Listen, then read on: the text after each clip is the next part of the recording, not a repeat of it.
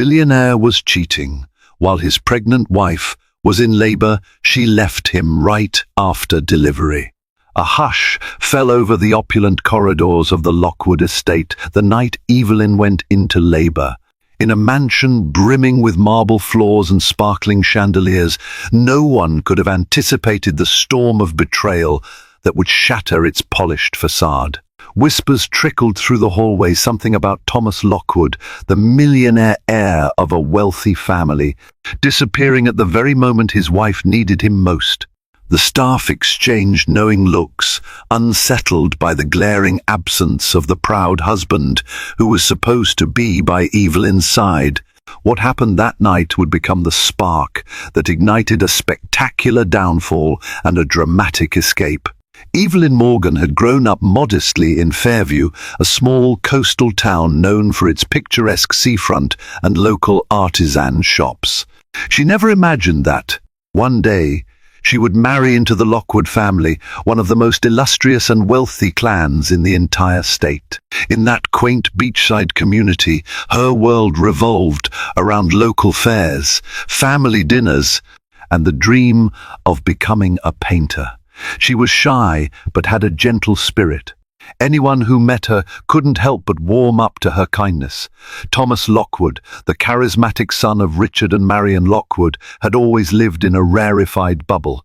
Born with privilege at his fingertips, he moved in circles where exclusive country clubs and high-end galas were as familiar to him as the corner cafe was to regular folk. He had the sharp features and polished charm that many found irresistible. When he visited Fairview on a whim one summer, drawn by an art festival where some of the region's budding talents showcased their work, he stumbled upon Evelyn painting a serene beachscape at her tiny stall. Her painting, though simple, reflected a profound understanding of color and emotion that drew him in. She was not just another face in the crowd, she was a breath of fresh air in his otherwise predictable upper-crust life.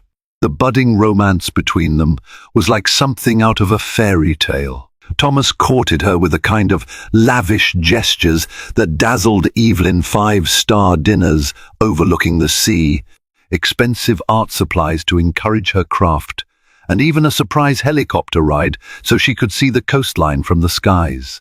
At first, Evelyn was overwhelmed by the extravagance, yet she found herself enamored by Thomas's sweet words and apparent devotion. Within a whirlwind year, the pair married at the Lockwood estate, a grand affair where high society rubbed shoulders with a few of Evelyn's humble hometown friends. After the wedding, Evelyn tried to adjust to the Lockwood way of life. The mansion boasted a marble foyer, each tile imported from different exotic locales, lit by crystal chandeliers that flickered like 1,000 tiny diamonds. The mansion had a staff of 15, cooks, maids, gardeners, and drivers. The Lockwood name was practically etched in gold across every luxurious corner. It was an entirely different world than she'd known, and sometimes she felt intimidated by its sheer scale. Yet Thomas appeared attentive, guiding her through complex social events, introducing her to well-connected individuals, and even funding a small art studio for her so she could keep painting. But in those earliest days, Evelyn couldn't ignore the subtle tension lurking beneath the polished surface. Thomas's parents, Richard and Marion, while polite, exuded an air of disapproval. They had expected Thomas to marry someone from their social sphere, perhaps the sophisticated daughter of an ambassador or a prominent businessman. Evelyn's kindness didn't fully erase the lingering belief that she was too common for their precious son. In the corridors, behind closed doors, whispered conversations about Evelyn's background never truly died down. Thomas usually brushed off his parents' concerns, insisting he loved his wife.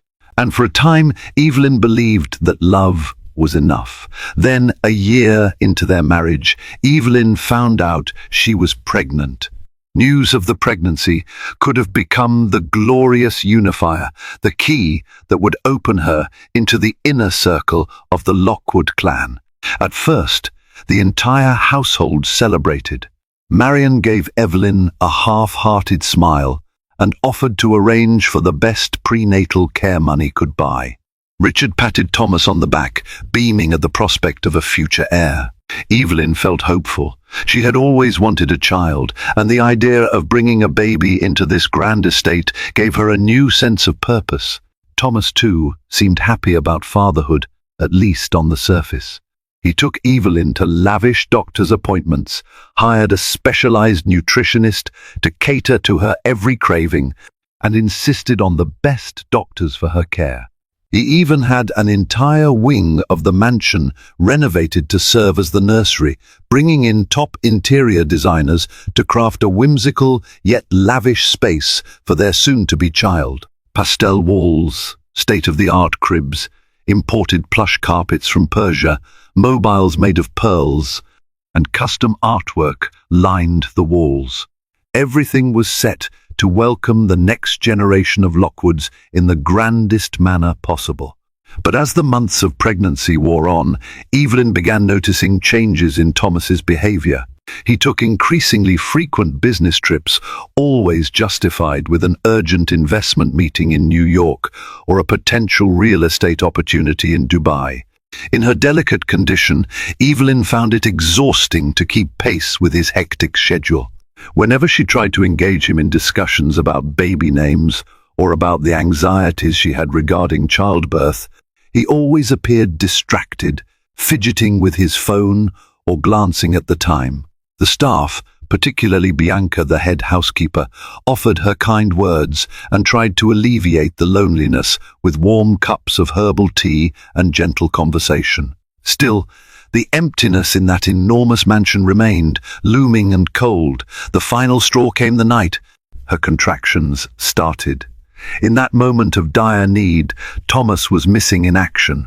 As the staff hurried to get Evelyn into the car, to rush her to the hospital, everyone asked, "Where is Mr. Lockwood?" No one had an answer.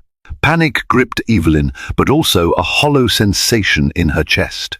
The man she had married, the man she thought loved her above all else, was nowhere to be found despite receiving multiple urgent calls. The staff assumed he was tied up in a meeting or stuck in traffic, but no meeting should have been more important than the birth of his child. What no one in that mansion suspected, or perhaps some had quietly guessed, was the bitter truth. Thomas was in the arms of another woman. Before the fateful night of labor, whisperings had begun throughout the estate. Certain staff members had overheard hushed phone calls. Thomas made from his study. He'd lock the door, a habit he never had before. Afterward, his mood would be oddly upbeat, even buoyant, despite having just stepped out of what he claimed were tense boardroom discussions. Bianca, the sharp-eyed housekeeper, noticed how often he checked his phone during dinner or slipped out of Evelyn's side during parties.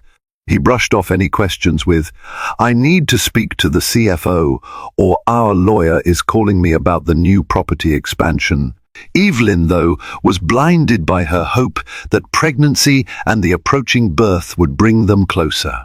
She chalked up his preoccupation to the stress of ensuring everything was financially stable for their child. After all, Thomas carried the weight of the Lockwood empire, and the economy, he'd say, was on shaky ground.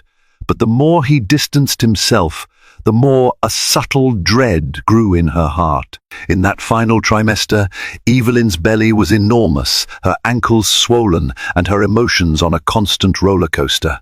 She tried to approach Thomas one evening in the library, a stately room with towering shelves filled with first editions and rare manuscripts.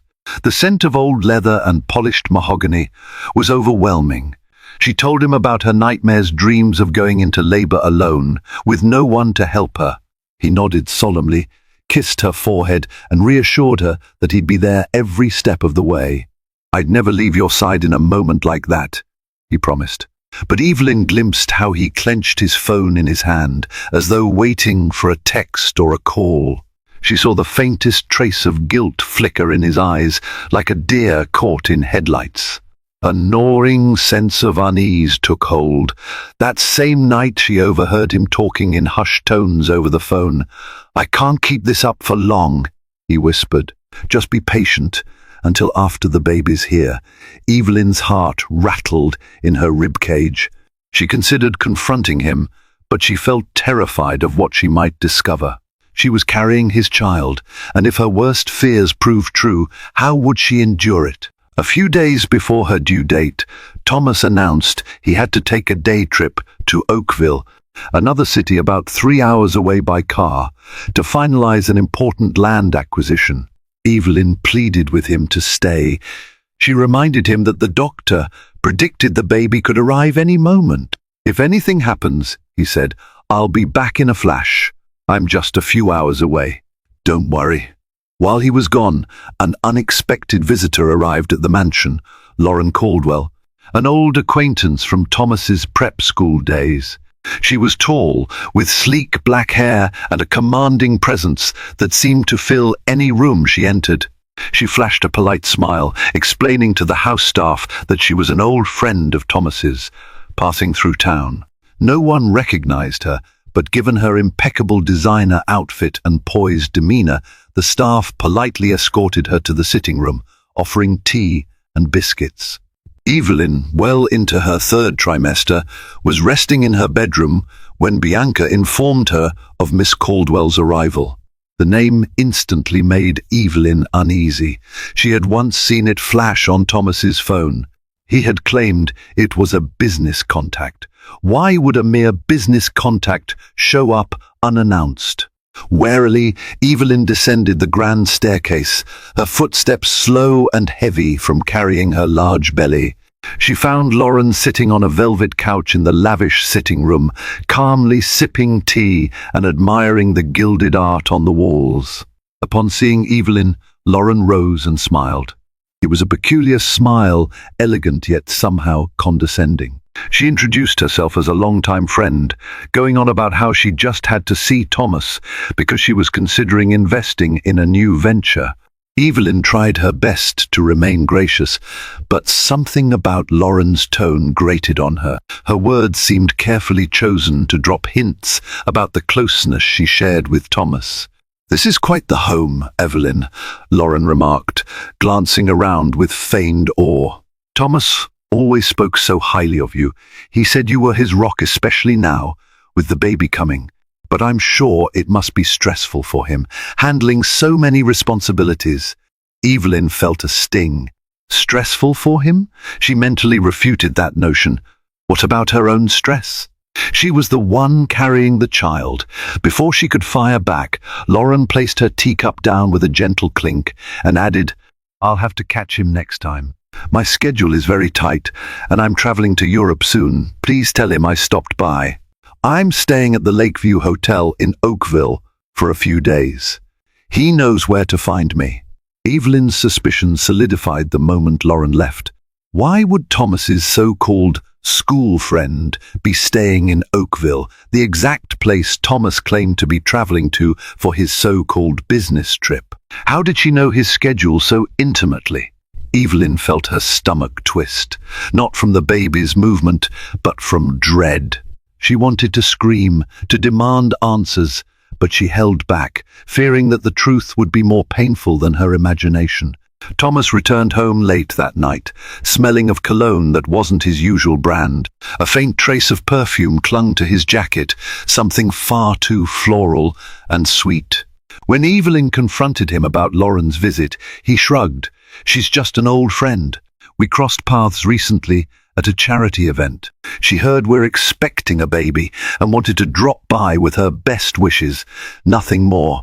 Evelyn didn't know which was worse, his refusal to elaborate or the emptiness in his eyes that hinted at some deeper secret. 2 days later, the contractions began. It happened at midnight. Evelyn was jolted awake by a sharp pain slicing through her lower abdomen.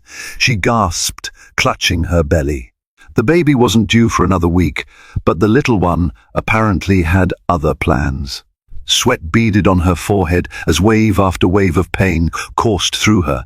She tried to call out for Thomas, but he wasn't in bed. Heart pounding. She managed to grab her phone from the nightstand and dialed his number. It rang endlessly, finally going to voicemail. Panicking, Evelyn pressed the button beside her bed that summoned Bianca. The housekeeper rushed in, eyes wide with alarm. Within minutes, the rest of the staff scrambled to prepare a car to drive Evelyn to the hospital. They searched the house for Thomas, but he was nowhere. One of the maids said she noticed him leaving around 11 p.m. just for a short drive. No one questioned it then, as Thomas often came and went at odd hours for business. But tonight, business or not, the timing was catastrophic. Evelyn clenched her teeth through the contractions, tears streaming down her face. In the back of the town car, she tried Thomas's phone repeatedly, each time only hearing a recorded message. Fear and betrayal simmered within her. She couldn't fathom how he could be unreachable on the night she needed him most. At the hospital, nurses and doctors swiftly took over. The labor was intense and complicated. The baby appeared to be in slight distress, its heartbeat erratic. The doctors recommended an immediate move to the operating theater for a potential emergency C-section if matters worsened. Surrounded by bright lights and the sterile smell of disinfectant, Evelyn felt terror at the edges of her consciousness. She was alone in this cold environment, except for the medical professionals doing their best to care for her. No friend, no family, no devoted husband's hand to squeeze. She thought back to Fairview, how her mother had always promised to stay by her side during childbirth. But that mother had passed away 2 years ago, leaving Evelyn with only her father, who lived states away and was in ill health. She had thought Thomas would fill that role. 4 excruciating hours later, Evelyn gave birth to a baby girl, red-faced and wailing, but otherwise healthy. The doctors handed her the tiny, wriggling form swaddled in a pink blanket. Overwhelming love and relief coursed through her, coupled with an even stronger sense of desolation. She gazed at the infant's blinking eyes, and she whispered, "You're not alone. Mummy's here." Yet in her heart a question lingered. Where was Thomas? It wasn't until 7 in the morning that Thomas finally appeared at the hospital. His hair was disheveled, shirt partially unbuttoned, and the stench of stale alcohol on his breath. The nurse at the reception desk gave him a reproachful glance, but said nothing. When he stumbled into Evelyn's room, he attempted to look worried and contrite, but his excuse-laden words tumbled out sloppily. I lost my phone," he stammered, eyes darting around, as though searching for an escape from Evelyn's accusing gaze. "Had a work-related gathering that dragged on. I didn't realize you'd gone into labor until it was too late." Evelyn's eyes, usually so gentle, blazed with fury. "You missed the birth of your daughter," she said, her voice trembling. The baby, held in her arms, began to wail, sensing the tension.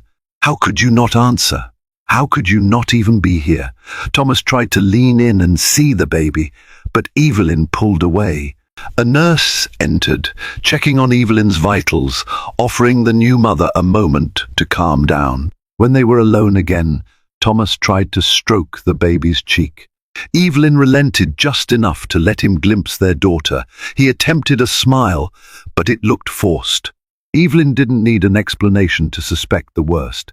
She recalled the perfume smell on his jacket, Lauren's surprise visit, and those cryptic phone calls. Her anger pulsed with every beat of her heart. But she bit back the heated words that threatened to spill. She was exhausted, physically and emotionally. She decided to wait until she regained her strength before confronting him fully. For now, she needed rest and to protect her baby. The swirl of heartbreak in her chest promised that this was just the beginning of a world-shattering confrontation. 3 days passed. Evelyn and her newborn daughter, whom she named Clara, stayed in the hospital for observation. Thomas came and went, never staying for more than a couple of hours. He always claimed pressing business, but seldom answered calls in her presence. He kept the phone on silent or face down on a side table. Each time he left, Evelyn felt a spike of dread, her mind conjuring images of him racing off to see Lauren. She couldn't help the silent tears that sometimes rolled down her cheeks as she held little Clara in her arms. When Evelyn was finally discharged, Thomas insisted on having his driver bring them home. The ride back to the mansion was tense. The staff lined up to greet the new mother and baby, but the usual festive energy that accompanied a new heir felt muted. Rumors had spread everyone knew Thomas had missed the birth, and whispers circulated that he'd been seen in questionable company. Yet no one dared speak aloud in Evelyn's presence. They offered her gentle smiles and cooed over Clara, trying to lighten the heavy air. That night, when the baby was finally asleep, Evelyn cornered Thomas in the lavish nursery. A dim nightlight cast soft shadows across the pastel walls. She placed Clara in her crib, ensuring she was sound, then turned to face her husband. Her voice was barely above a whisper, but it carried a ferocity that startled him. "Tell me where you were when I went into labor." Thomas shifted uncomfortably, refusing to meet her gaze. "I told you. I was at a business dinner. Then I misplaced my phone. By the time I realized what was happening—" "Lies," she cut him off, her heart pounding so loudly she thought it might wake the baby. "Lauren Caldwell visited here while you were away. She told me you knew where she was staying, and you just happened to be in the same town. Don't treat me like a fool." A long silence followed, broken only by the soft whir of the nursery's air conditioning. Evelyn could see the color draining from Thomas's face. His shoulders slumped in defeat. For a moment she saw flickers of genuine remorse. Then he cleared his throat. "Evelyn," he began, "Lauren and we reconnected at a charity gala months ago. Nothing was supposed to happen, I swear. It started out as friendship, catching up over old times. Then one thing led to another." Evelyn felt as though her stomach had been hollowed out. She steadied herself on the crib's edge. "How long?" she asked quietly. "How long has this been going on?" Thomas swallowed hard. "A few months, maybe 6. It wasn't serious. It was just, I've been under so much pressure. My parents pushing me about the business, about heirs, and then the pregnancy stress. Lauren listened to me in ways I felt you couldn't." "Stop," Evelyn snapped. Her eyes glistened with tears, her entire body shaking. "Don't you dare blame me for your infidelity. I was pregnant with your child. I relied on you, trusted you. And you left me alone in the hospital while you were." She pressed her lips together, trying to suppress the rage. "You disgust me, Thomas." He reached out to touch her arm, but she recoiled. The wave of anger, betrayal, and heartbreak hit her so strongly she nearly lost her balance. Pain shot through her abdomen, lingering soreness from the birth. She winced. Thomas's eyes clouded with concern. "Evelyn, please, just give me a chance to explain." "It was a mistake. It won't happen again." She shook her head, tears spilling down her cheeks. "The time for explanations is long gone. You betrayed me when I needed you most. I don't think I can ever forgive that." Before he could respond, Clara began to cry.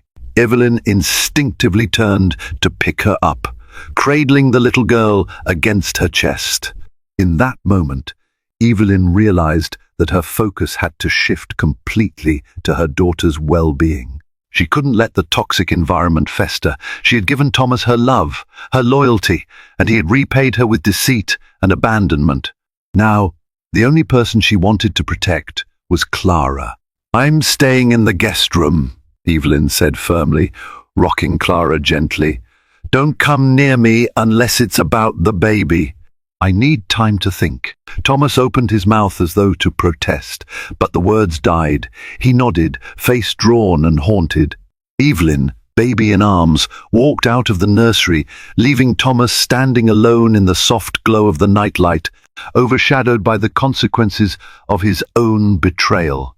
The next few days were an emotional whirlwind. Marion Lockwood, who had never been fully supportive of Evelyn, showed up at Evelyn's door the morning after the confrontation. She wore a pristine skirt suit and pearls, an outfit that radiated elegance and disapproval. "I heard there's been an incident," she said, glossing over the enormity of Thomas's infidelity with an icy poise. She paused, noticing Evelyn's tired, tear-stained eyes. "This is unfortunate. I'm sorry you had to go through something so upsetting right after giving birth." Evelyn felt a surge of fury at the woman's restrained tone. "You call my husband's affair an incident?" she asked bitterly, letting the implication linger. Marian pursed her lips but remained calm, glancing at Clara sleeping in her bassinet. "I don't condone his behavior," she said at last. "But a public scandal is the last thing this family needs. Thomas is at a crucial juncture with the company. Investors must not see any instability in the Lockwood household." "Do you understand what I'm saying, Evelyn?" Evelyn's jaw clenched. "So you want me to remain quiet? Pretend everything is fine?" "It's best for Clara," Marian replied, eyes flickering from the baby to Evelyn. "You know how divorces can be messy. Think of the child. The Lockwood name provides certain privileges. It would be wise not to burn bridges. If you need anything discreet therapy, a vacation, Thomas can arrange it. We can make sure you and Clara are well cared for financially." Evelyn's voice trembled with outrage. "You're essentially bribing me to stay silent and remain in a marriage built on deceit. That's what you think is best for Clara?" Marian's eyes narrowed. "Don't be naive, dear. Love is complicated. Marriage even more so. Thomas did something foolish, yes. But men in his position often stray. It's not ideal, but it's reality. Should you throw away all of this security, wealth, status for a single mistake?" Evelyn felt tears stinging her eyes. She forced them back, unwilling to show weakness in front of the matriarch, who had never truly accepted her. "It's not just a single mistake. He missed the birth of his child because he was with another woman. If that's not enough to walk away, I don't know what is." Marian studied her quietly, disappointment etched across her perfectly made-up features. "I see you won't be reasoned with at the moment. We'll talk again later." With that, she turned on her heel and swept out of the room, leaving a tense hush behind. Later that evening, Richard Lockwood approached Evelyn. Unlike Marian, he had always shown a softer side, though he remained somewhat distant, immersed in his own business dealings. He found Evelyn seated in the quiet courtyard garden, Clara asleep in a stroller beside her. Twilight cast long shadows across the manicured hedges and the stone fountain. "I won't defend Thomas," Richard said, standing beside the fountain's edge. The water gurgled softly, a stark contrast to the turmoil in Evelyn's heart. "What he did was shameful. You deserve better. But I hope you'll think carefully about any big decisions. Once you step away from the Lockwood family, it won't be easy to come back." Evelyn looked at him, her face etched with sorrow. "I don't want to come back to a marriage that's a lie." He nodded, gazing at the reflection of the moon in the water. "I respect that. But should you need anything, a place to stay, financial support, or help navigating the legal system, let me know. I'll see to it you're taken care of, no matter what Thomas says or does." She felt a swell of gratitude. Perhaps Richard's support was tinged with guilt over how Thomas had turned out. "Thank you," she whispered. Richard turned to leave, but hesitated. "Sometimes tragedies like this can be blessings in disguise," he murmured. "Focus on the baby and on yourself. The rest, time will unravel it." Evelyn nodded, tears silently falling. She stroked Clara's tiny fingers, her resolve growing stronger by the minute. In the midst of Evelyn's heartbreak, rumors surfaced that Thomas's affair with Lauren might not be his only indiscretion.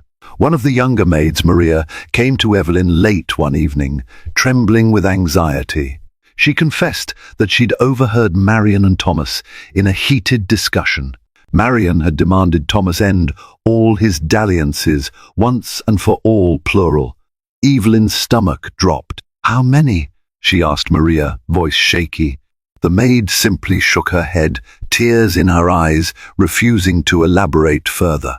But from that moment on, Evelyn suspected that Thomas's betrayal was bigger than a single fling. The thought sickened her. How long had she been living under a veneer of marital bliss while Thomas indulged in countless affairs behind her back? Had her entire marriage been a sham? Determined to find answers, Evelyn began searching Thomas's study. She knew it was risky, violating his privacy, or as the Lockwoods would phrase it, sticking her nose where it didn't belong. But her anger and desperation spurred her on. She rifled through drawers, scanning bank statements, credit card bills, and phone records. It was late, almost midnight, and the mansion was quiet. She heard only the occasional distant footstep of a security guard making rounds. Finally, after an hour of fruitless searching, she found a hidden drawer beneath one of the lower shelves. Inside were hotel receipts, expensive suites booked under Thomas's name, some in Oakville, some in even more distant cities. Some receipts went back a year or more. There were also printed email correspondences. She leafed through them, heart pounding. The language was flirtatious, even explicit, and they weren't only from Lauren Caldwell. There were at least 2 other names, Cassandra White and Felicia Herman. Evelyn's fingers shook so badly she could hardly hold the papers. An avalanche of betrayal descended upon her. The man she married had systematically and repeatedly deceived her. She wondered if any of his emotions for her had ever been genuine. Suddenly, the door to the study swung open. Thomas stood there, his face darkening when he saw Evelyn hunched over the incriminating papers. "What are you doing?" he demanded, voice low with anger.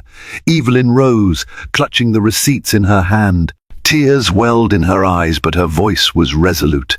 "Finding out the truth. How could you do this to me? To Clara?"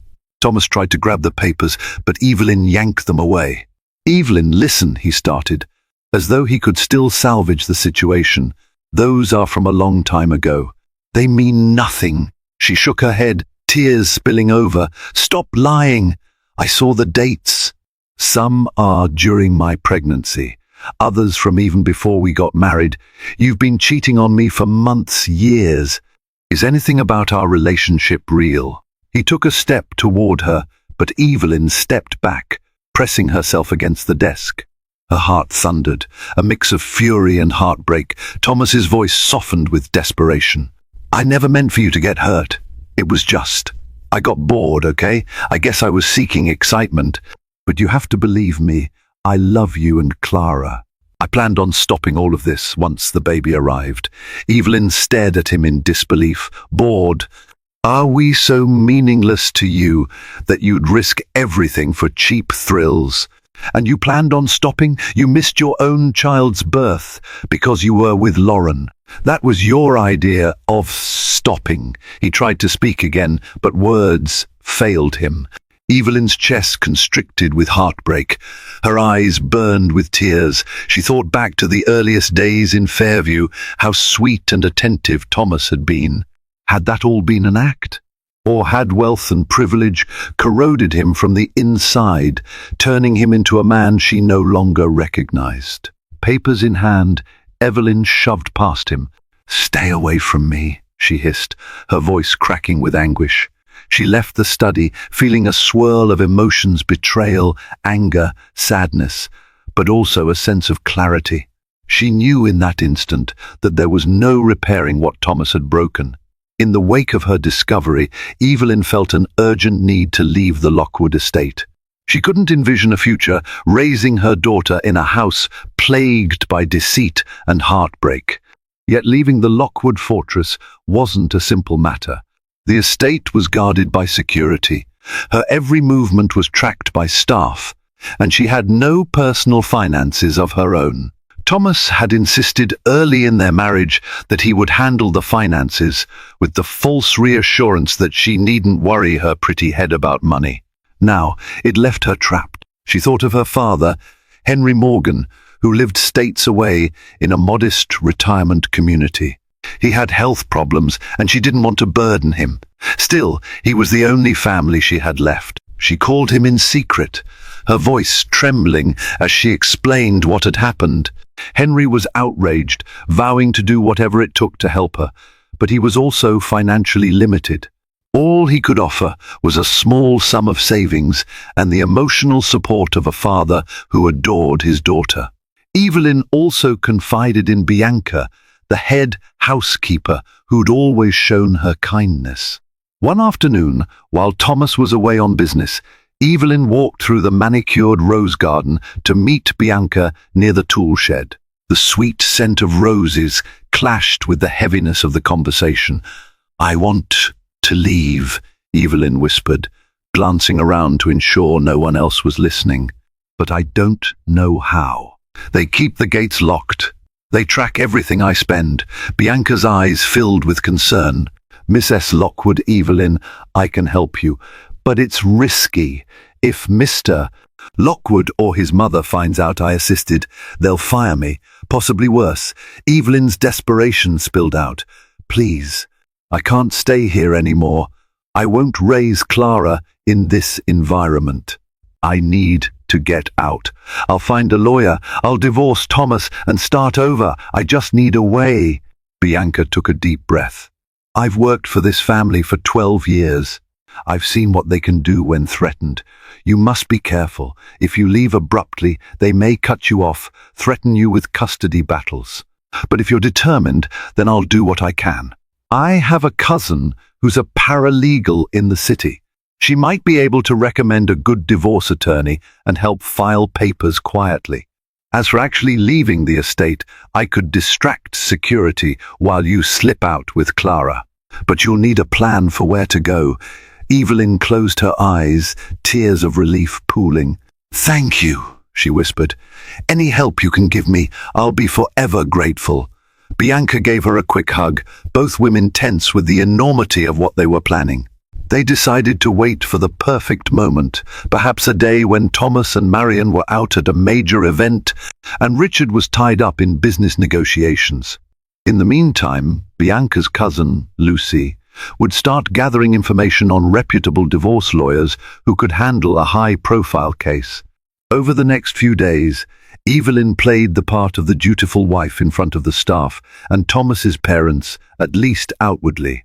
She kept her emotions locked down, speaking only about Clara's health or trivial household matters. When Thomas tried to approach her with apologies or excuses, she offered cold, one-word replies. She refused to share a bedroom with him, moving all her belongings to the guest suite next to the nursery. She was done being gaslit by his half-truths. Unbeknownst to Thomas, Evelyn was secretly packing small suitcases for herself and Clara, hiding them in a locked trunk in the guest suite. She kept only the bare essentials, planning to rely on Lucy's advice to sort out finances later. The adrenaline of planning her escape propelled her forward, though fear still gnawed at her. What if Thomas discovered her plan? Would he try to take Clara away? She knew the Lockwood family had the money and power to wage a vicious custody battle, yet the thought of staying was worse. She would not sentence herself and her daughter to an endless cycle of betrayal. Each night, when Clara's soft breathing lulled her to sleep, Evelyn pictured a future far from the gilded cages of the Lockwood estate. Maybe she'd return to Fairview, open a little art studio, and raise her daughter by the sea. Or maybe she'd move somewhere entirely new, forging a life free from the shadows of her failed marriage. The fear and uncertainty were daunting, but a flicker of hope glimmered. Perhaps, at last, she could reclaim her own identity, Evelyn Morgan, independent mother, artist, and survivor. One evening, as luck would have it, Thomas, Richard, and Marion were invited to a high-profile fundraiser across town. It was precisely the opportunity Evelyn and Bianca had been waiting for. Marion, in her usual imperious tone, mentioned they'd likely be gone most of the night, hobnobbing with politicians and philanthropists. Before leaving, Thomas hesitated at Evelyn's doorway, as though wanting to talk. but she pretended to be engrossed in feeding Clara. With a reluctant sigh, he departed, the heavy front door closing behind him. Bianca acted swiftly. She had arranged for a sympathetic driver, one of the few staffers not fully loyal to the Lockwoods, to prepare a car at a discreet side entrance. While the rest of the household staff believed Evelyn was simply putting Clara down for the night, Bianca stood watch. She texted Evelyn the all-clear signal. Evelyn felt her heart hammer as she gently placed Clara in a baby carrier, grabbed the small suitcases, and crept down the back stairwell. Adrenaline coursed through her veins, each step echoing in her ears. If she were caught, the repercussions could be dire. But she kept moving, spurred by the memory of Thomas's betrayals and the promise of a new life. At the side entrance, the driver quickly loaded the luggage and opened the back door. Bianca hovered close by, tears in her eyes. "I wish you all the best, Evelyn," she whispered, leaning in for a quick hug. "Lucy has arranged a hotel room for you. She'll meet you there with the legal documents. Please take care." Evelyn's throat was tight with emotion. She squeezed Bianca's hand.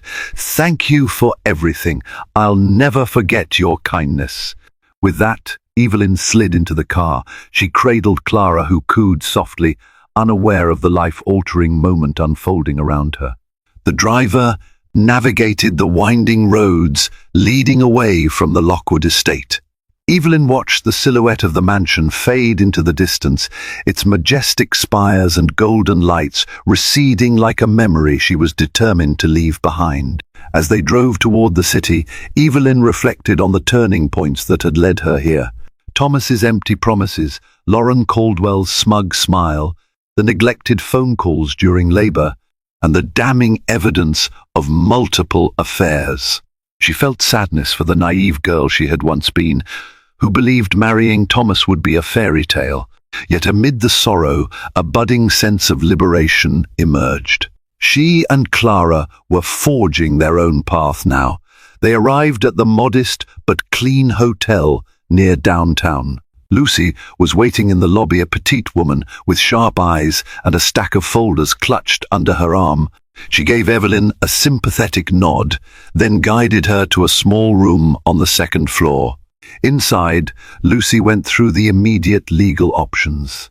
Evelyn could file for divorce on grounds of adultery, or she could simply file on irreconcilable differences. Either way, Lucy insisted they get a restraining order lined up in case the Lockwoods tried to force her back. "That family is powerful," Lucy said, flipping through documents. "But the law still protects you, especially if you can prove Thomas's infidelity and absence during the birth. Judges don't look kindly on that." Evelyn felt a lump in her throat. "I just want to make sure Clara stays with me. I'd never keep her away from Thomas if he wanted to be a decent father, but I can't let them use their influence to take her." Lucy gave a determined smile. "We'll make sure you and your daughter are safe." That night, after filling out endless paperwork, Evelyn fed Clara, lulled her to sleep, and tucked her gently into a borrowed crib. Then Evelyn collapsed onto the bed, mind spinning with anticipation, dread, and a glimmer of hope. She had done it, she had escaped. The real battle, however, was about to begin. Back at the Lockwood estate, chaos ensued when Thomas, Marion, and Richard discovered Evelyn and Clara gone. Thomas frantically dialed Evelyn's phone, only to reach voicemail. He tore through the mansion, demanding answers from the staff. Most of them were clueless. Bianca had staged the departure quietly. Marion's fury was volcanic. She shouted about the embarrassment this would bring upon the family if the media found out. Richard, in contrast, remained silent, his brow furrowed in concern. Thomas stormed into the security office, ordering the guards to check the surveillance cameras. Footage showed Evelyn slipping away with her suitcases, aided by the driver. Thomas recognized the driver as one of the few employees he'd never fully trusted. The sense of betrayal lit a fire in him, but beneath the anger, a flicker of guilt also glimmered. though he quickly suppressed it. "She can't do this," Thomas yelled, slamming a fist onto a table. "We have a baby together. She can't just take off." Marion placed a hand on his shoulder. "You drove her to this, Thomas. But we must do damage control now. We'll contact our attorneys immediately. Don't say anything publicly until we have a strategy." Thomas paced restlessly. "I need to find her. Talk to her. I can fix this." Richard looked away, shaking his head. "Son, you might not be able to fix what you broke." Within hours, the Lockwood lawyers were scouring legal avenues.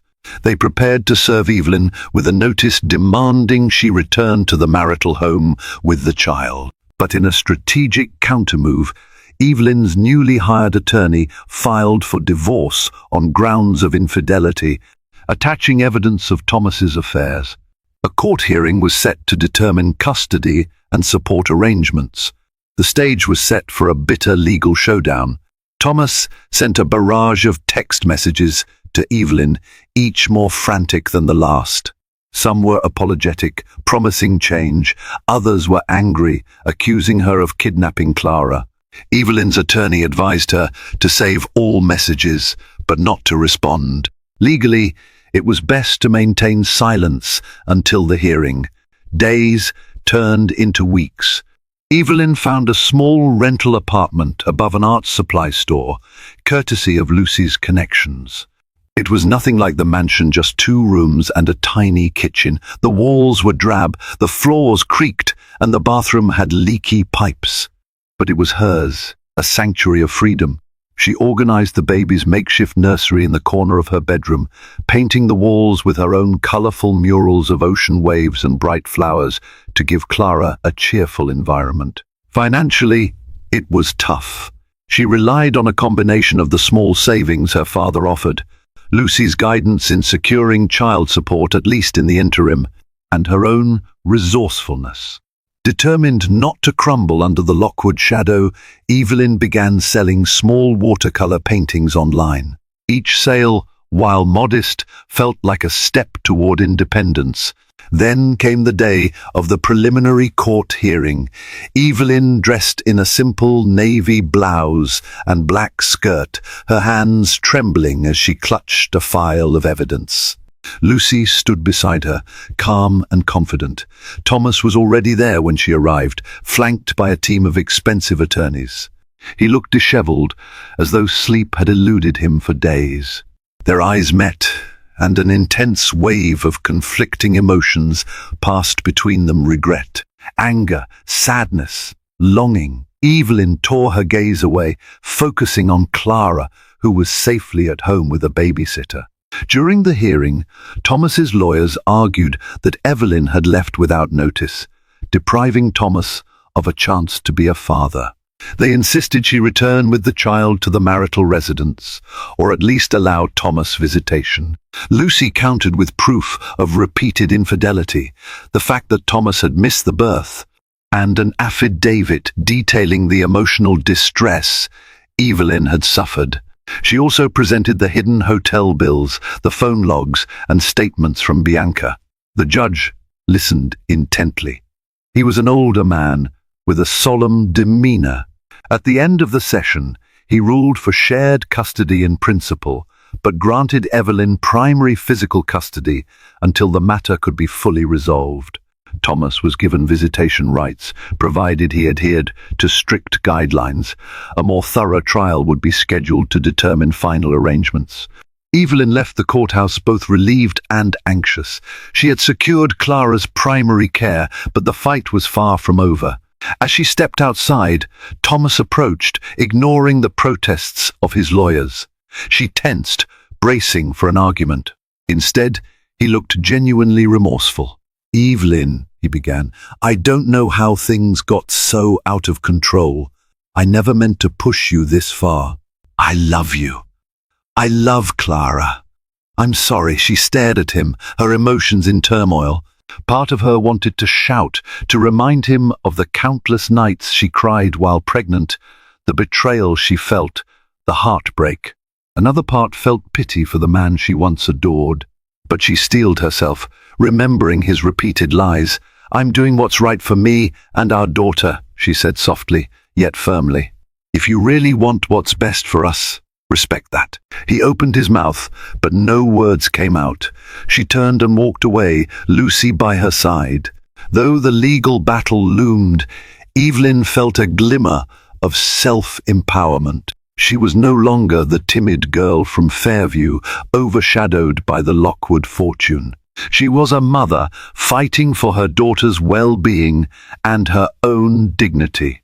In the weeks that followed, Evelyn settled into a routine that revolved around Clara.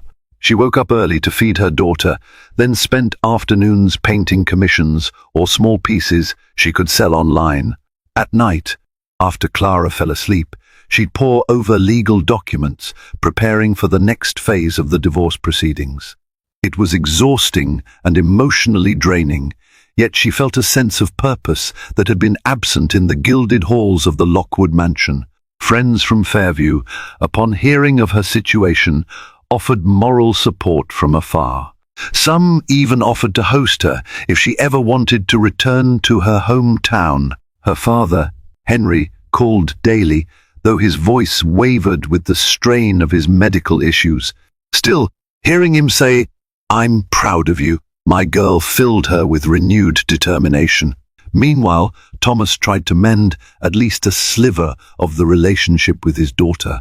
He attended scheduled visitations in a neutral child-friendly centre monitored by staff to ensure no conflict arose between him and Evelyn. At first, the sight of her husband cooing over Clara was painful to watch. She recalled how he had missed the baby's first moments in the world. Over time, the bitterness lessened slightly. She recognized that, flawed though he was, Thomas did care for Clara. But as for their marriage, Evelyn felt certain there was no resurrection. The damage was irreparable. Surprisingly, Richard Lockwood reached out to Evelyn separately. Over coffee in a small cafe near the courthouse, he offered a genuine apology on behalf of the family. He also gave her a check, a substantial amount that he called a trust for Clara.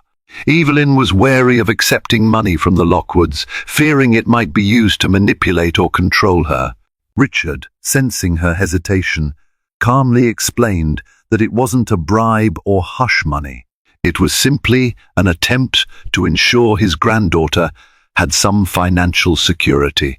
Evelyn eventually deposited it into a trust fund for Clara's education, accessible only when she turned 18. Marion, on the other hand, remained cold and dismissive whenever they crossed paths. She spat words about family loyalty and warned Evelyn that divorcing Thomas would make her an outcast. Evelyn took those words as confirmation that she was doing the right thing. If being an outcast meant reclaiming her dignity, so be it.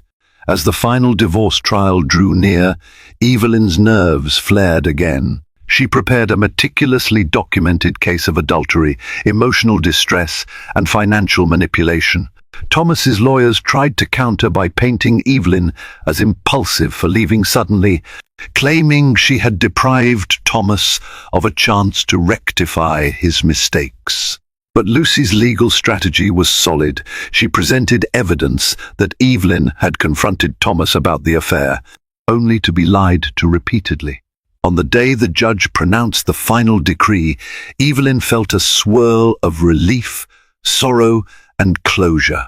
The court granted her sole legal and physical custody of Clara, while giving Thomas structured visitation rights. A fair child support agreement was imposed, along with spousal support for a limited period, enough for Evelyn to get on her feet fully. The judge also admonished Thomas for his conduct, stating that his actions during Evelyn's pregnancy and labor were particularly egregious. Afterwards, outside the courthouse, Thomas approached her one last time. He stood there, hands trembling, tears welling in his eyes. "I know you'll never forgive me," he said quietly, "but I'll try to be a good father to Clara." Evelyn looked at him, her own eyes moist.